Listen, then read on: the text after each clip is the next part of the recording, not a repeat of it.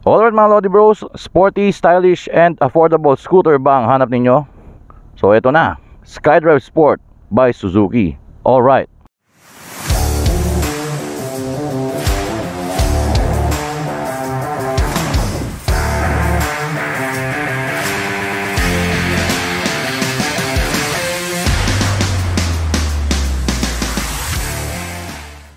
Kung titignan mo yung motor, no, napaka-aggressive tingnan. Tapos hindi siya yung common kasi to be honest, hindi siya yung kasing dami ng mga ibang scooters sa kanyang segment dito eh. Katulad na sa ibang brands. Kung titignan mo yung harap, oh, matulis. Parang may pangil sa harap eh. Tapos yung likod niya pataas na matulis din. And then simple lang yung mga decals, which is yun yung mga gusto ko sa mga motor kasi ayoko ng sobrang dami ng mga kulay, ng mga stickers. Hanggat maaari nga, mas gusto ko yung halos plain lang. So para sa akin, panalo yung ganyang ginawa ng Suzuki. Alright, for the engine, we have 113cc capacity, which is same doon sa na-drive na rin natin na SkyDrive crossover. And then single cylinder, air-cooled, fuel-injected, 4-stroke, 2 valves, single overhead cam, na mated sa CVT. So meron itong 8.9 horsepowers at 9,000 RPM and 8.5 Newton meters of torque at 6,000 RPM. And then gaya ng ibang mga Suzukis or karamihan ng mga scooter ng Suzukis, meron pa rin siyang kickstarter. So yun nga, lagi ko sinasabi, maganda yan dahil kapag nalobat yung motor, pwede mo pa rin sipain para umandar. Kickstart lang ha, huwag sipain, I mean. And then for the rear, we have monoshock and then tubeless tire na 1990-40 ng size. Ang kagandahan dito sa 2023 model onwards, yung gulong niya is tubeless na. Before kasi is may interior pa eh. So mas maganda yung tubeless kasi kahit na mabutas, basta huwag mo lang hugutin yung pako or anything na nakabutas, makakawi ka pa. And then we have the conventional drum brake sa likod. And then dito sa front, we have conventional telescopic fork, then single disc brake, single piston Nissin caliper, and the tire size sa harap is 80-90-14. Tubeless din syempre. Yun lang, wala itong combi brake system. And mabanggit ko na rin, ang kagandahan sa Suzuki is meron silang Suzuki Eco Performance. Ayan o, nakalagay na nga. So laging may power talaga yan all throughout the rev range na hindi nasasayang ang fuel. Alright. And dito tayo sa instrument panel mga Lodi Bros. So kung mapapansin nyo, simple lang yung design niya, no? So ito yung speedometer, odometer, wala siyang trip meters. And then fuel gauge. And then dito is check engine warning indicator. And then dito yung high beam indicator. And then dito naman yung kanyang turn signal lights indicator. Bidirectional na yan. Left or right, yan ang iilaw. So yun lang naman, napaka-simple ng kanyang instrument panel. Kung ako tatanungin, pwede pang i-improve ni Suzuki to para medyo mas makasabay pa siya sa mga designs ng ibang mga companies na nasa same segment din. Pero okay na rin. And then forward controls tayo mga Lodi Bros. High beam, low beam switch. Then turn signal lights sa left and right, and then horn dito. And then dito naman ang ating electric starter switch na mind you, hindi pa siya silent starting system. So may konting kalansing lang naman kapag ini-start mo siya. And then ang kanyang brake lever is non-adjustable pareho, left and right. Then sa harap makikita ninyo mga Lodi Bros, meron siyang dalawang lalagyan dito na sakto lang yung lalim. So ilalagay natin ang ating iPhone Pro Max sa panaginip ko. Hindi, Honor lang ito. So ayan, your Honor. More than half ng phone ko yung nakalubog. Pwede na rin, pero wag maging kampante. Ganon din sa kabila. Kasi pagka medyo natalbog sa lubak, pwedeng makita mo wala na yan. And then meron tayong hook dito na pwedeng paglagyan ng ating mga pinamili. Dahil meron tayong gulay board, advantage yan. Yun lang, wala rin siyang hook dito unlike ng ibang mga motor. Pero karamihan naman talaga dito lang naman ang hook eh. Then ang kanyang footrest para sa passenger feels solid. Ang ganda kasi rubber din siya. So it lessens the vibration kapag medyo nasa higher RPMs na tayo. That gives more comfort to the passenger.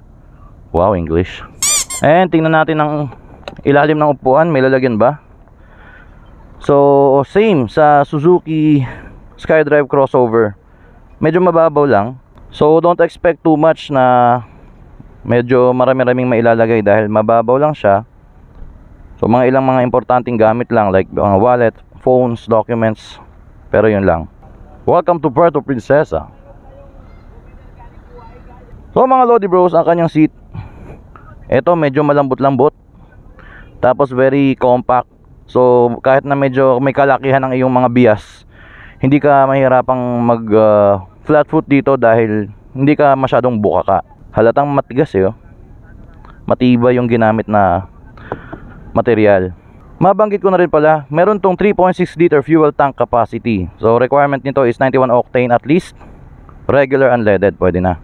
So meron tong average na 45 to 50 kilometers per liter based sa research ko. So kahit pa paano, nasa 170 kilometers in one full tank ang range nito. Same sa Suzuki SkyDrive crossover. So ito ang kanyang susay mga Lodi Bros. At meron siyang shutter key, iwas nakaw, stock exhaust sound check. Yan, may konting kalansing pero hindi naman siya annoying, to be honest.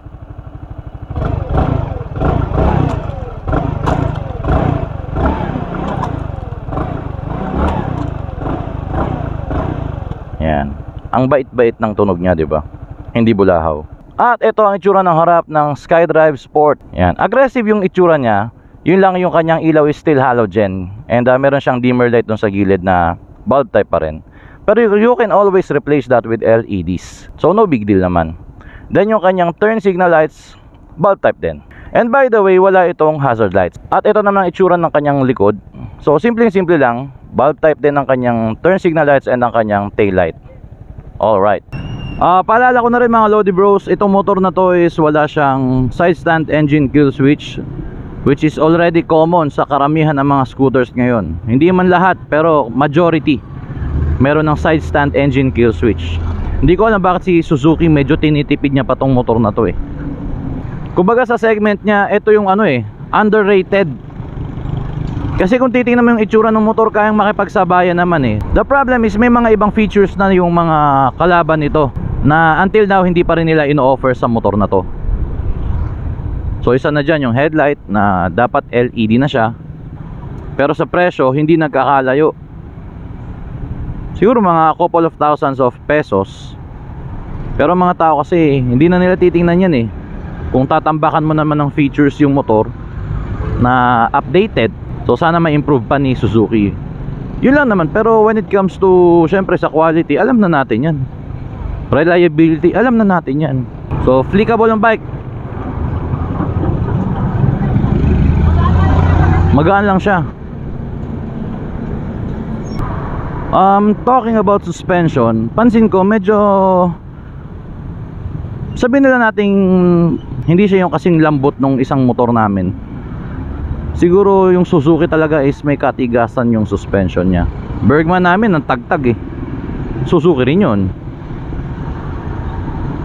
So comparing dun sa kalaban nito na motor namin, mas malambot ng konti yun. Pero hindi ko naman sinasabing hindi comfortable yung motor na to. And yung maganda rin pala sa motor na to is smooth yung kanyang engine. Medyo less yung nginig na tinatawag. Kahit na nakahinto ako, sakto lang na maramdaman mo umaandar siya. Kasi yung kalaban nito na nasa ibang company naman galing, pag nakahinto ka ramdam mo pa rin eh. Mas may nginig eh. Ito so wala.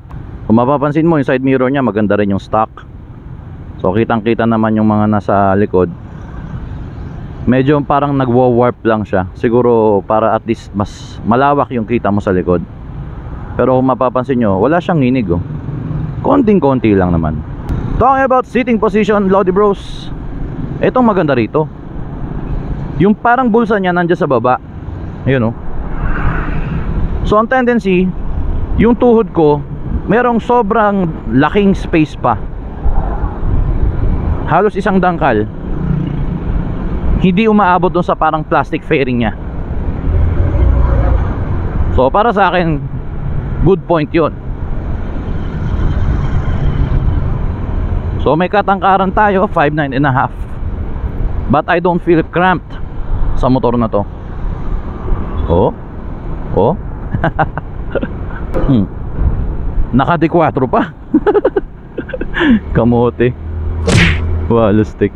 And then this bike, obviously dahil scooter siya, malawak ang kanyang turning radius oh. Diba? So pwede tayong sumingit-singit kapag medyo nagmamadali tayo. Dahil nga compact yung motor, At malawak yung kanyang turning radius. Advantage na yan. Let's go. Ayan, ang ganda ng power delivery niya. Yun, isa pang napansin ko rito mga Lodi Bros yung kanyang power delivery ang ganda kasi pag piniga mo, tuloy-tuloy lang yung yung hatak niya, hindi nagbabago. Kumbaga nandun lang siya sa momentum, tuloy-tuloy. Yung isa kasing motor na kalaban nito, na very close yung price pati yung specs, yung initial piga ang ganda, tapos medyo lumalamya siya sa kalagitnaan, tapos pagka dumudulo na, doon na naman siya bumibilis. Pero to wala kang mafe-feel kapag piniga mo yung parang lamya sa kalagitnaan, basta tuloy-tuloy lang siya. Yun lang yun. Para ka lang nag-glide. Okay, singit. Oop. Oop. Alright. Smooth. Yan, parang laruan.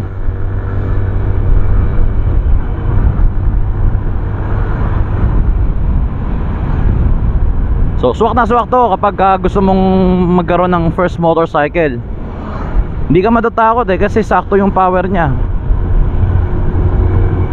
Tapos very light. Nasa 93 kilograms curve weight lang to Isa pa napansin ko mga Lodi Bros ang gaan ng throttle. As in, ang sarap niyang pihitin. So tapos na tayo sa city ride mga Lodi Bros. Tingnan naman natin how this bike performs sa long rides. Pero dyan na tayo sa unahan.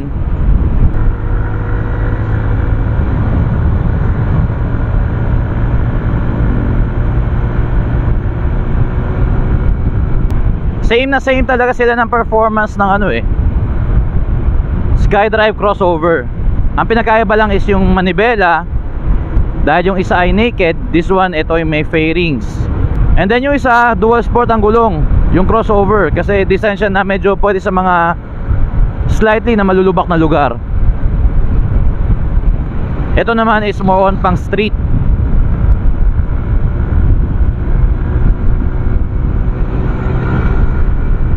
$80 kph, relax pa yung engine Yan, at 90 kph medyo nasa 90% na rin tayo ng throttle natin.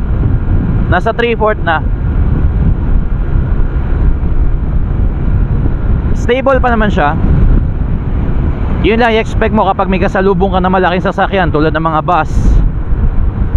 Yung hangin nun pagka sinalubong mo, mafe-feel mo talaga yung hampas nun So testingan natin ng 8.9 horsepower.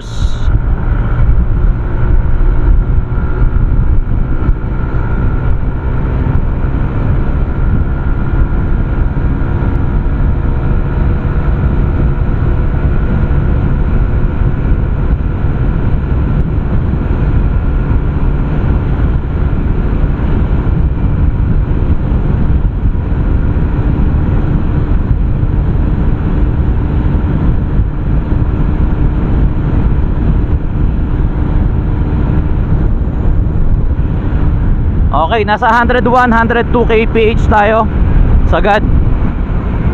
So still same na same sa specs ng crossover. And also dun sa isang motor namin, yung Honda Beat V3. Pati sa engine kasi sa specs halos pares lang sila So not bad. I am 85 kilos. So medyo may kabigatan ako.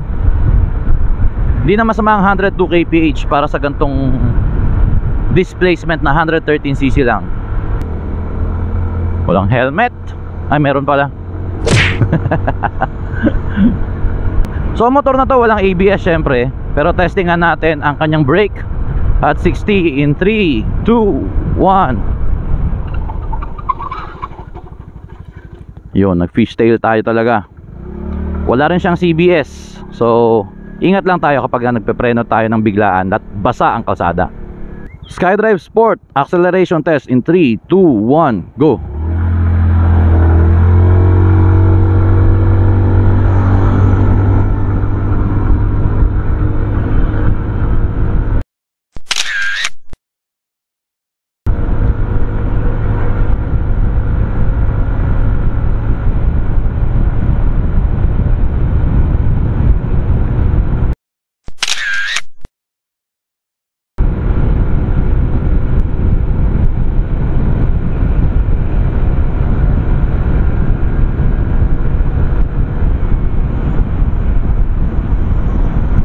hanggang doon lang muna. Aabutin na natin yung Raider eh.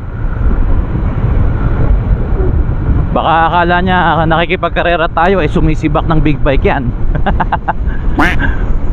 So turning radius check tayo.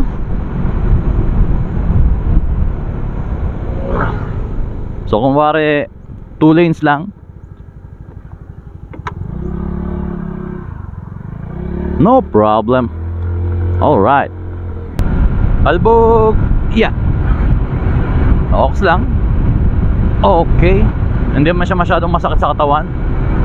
Pero for sure mga Lodi Bros, kapag mayroon kang angkas, mas magiging maganda pa yung play ng suspension ito. Hindi ba uso helmet sa barangay na to? Alright mga Lodi Bros, so this is how I look ang isang 5'9.5" pag nakasakay sa isang SkyDrive Sport. Yan, effortless. So okay na okay din to kapag ang sasakay ay babae tapos nakapalda. Hindi na kailangan itaas yung paa papunta rito. Slide mo na lang yung katawan mo papasok dito. So very convenient kahit sa mga kababaihan. And then 150mm ang kanyang ground clearance, same sa SkyDrive crossover. Kaya hindi ka matatakot sa mga medyo matataas na humps tulad dyan sa amin sa Robinsons, Palawan.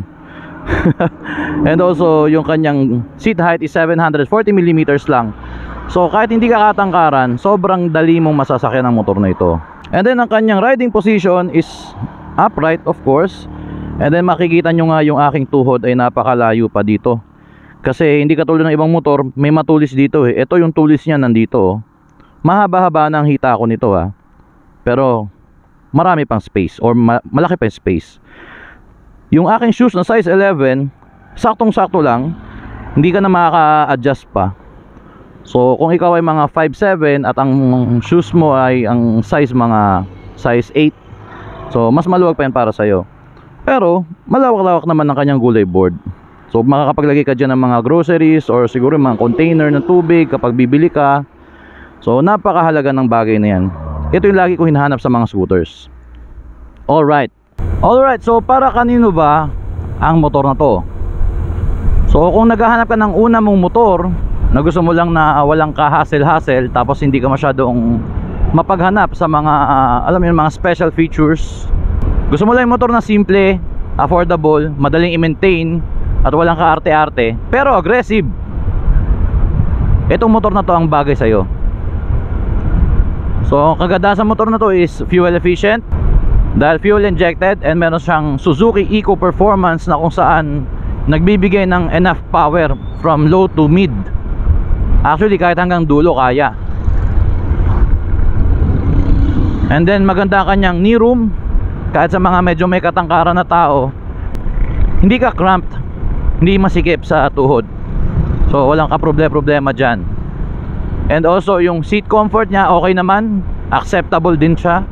May katigasan ng konti yung foam kasi medyo sporty yung feel ng motor na to eh. So normal yun na medyo may katigasan. Pero makipot yung upuan kaya medyo madaling sakyan kasi hindi ka buka ka. Also magaan yung throttle, yan, kagandahan yan.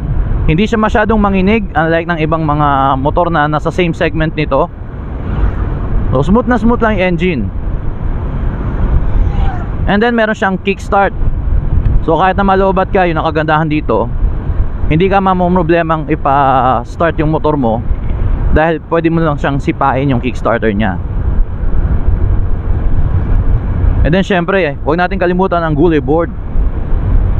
Kailangan natin yan sa pang araw-araw. So the best ito pang service araw-araw.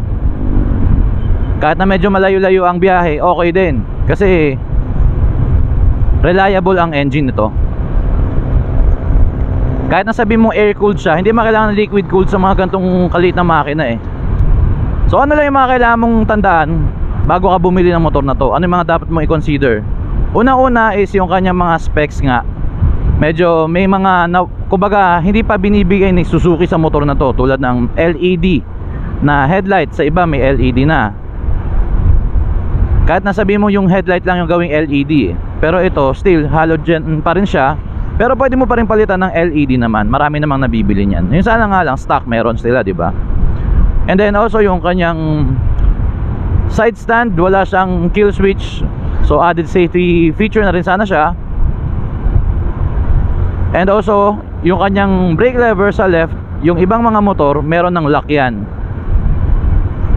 So kahit na medyo pababa or paahon yung paparkingan mo, hindi ka matatakot na baka umabante mag-isa or umatras mag-isa yung motor mo. So mahirap naman kung matumba. Ito wala. Kahit yung Bergman namin na EX 2024 model, wala ring brake lever lock yun. So hindi ko alam kung bakit si Suzuki ayaw ilagyan nun. Also, hindi pa rin siya CBS or combi brake system. So aasa ka talaga sa skills mo, sa riding skills mo. Also yung kanyang tangke hindi pa kalakihan. Yung mga motor kasi ngayon na bago, nasa 4 liters and above na, 4.5. Ito 3.6 pa rin. Baka kahit pa paano medyo mabitin-bitin ka, may bibisita ka sa gas station. And then yung kanyang under seat storage, don't expect so much dahil medyo may kaliitan siya. Mga small things lang may lalagay mo, like wallet mo or extrang t-shirt, isang maliit na bottled water, as in yung pinakamaliit. Yan. Pero sa presyo niyang 72,900 cash, masasabi mo na rin naman na hindi ka na rin naman talo kung ang pinag-uusapan natin is tibay and yung pagiging stylish niya. At isa pa pala, take note hindi ka common kapag ito ang binili mo. Why? Kasi nga hindi masyadong marami yung gantong motor sa kalsada dito so far sa observation ko dito sa amin sa Puerto Princesa. Tapos biglang mayroong lumabas na ganito no? Pambasag ka rin Pero honestly speaking mga Lodi Bros, maraming mga ibang brand ng motor na same segment. Kumbaga ito yung underrated, pero kung tutuusin napakaganda ng motor na to. And take note pala, hindi rin siya silent starting system. So those are the things that you have to consider before buying this bike. Pero kung tatanungin mo ako kung masaya bang gamitin ang motor na to, sobra. Komportable ako dito So thank you for watching this video. Salamat at sana may natutunan kayo or sana nakatulong ako kung pumipili kayo ng motor na gusto nyong bilhin at nalilito pa kayo. So yan, yun yung mga bagay na masasabi ko about sa motor na to, the Suzuki SkyDrive Sport. So shoutout kay Boss Ding sa owner ng motor na to. Hindi siya yung hindi siya yung kasama ni Darna Siya yung kasama ni Balong. Kumbaga si Darna, Ding ang bato. Ito hindi, Ding ang tools. Corny ang walang iya. Anyways, shoutout din sa Balong Moto Shop diyan sa may Lacao Street, malapit sa NCCC. Kung magpapagawa rin kayo ng mga rim, magpapa-tune up kayo, magpapa-PMS kayo, pasyal na kayo dyan. Garantisadong quality ang trabaho. Alright, so if you like this video, please don't forget to like, share, and subscribe. And this has been your Bruno, sabing always ride safe and stay alive. God bless.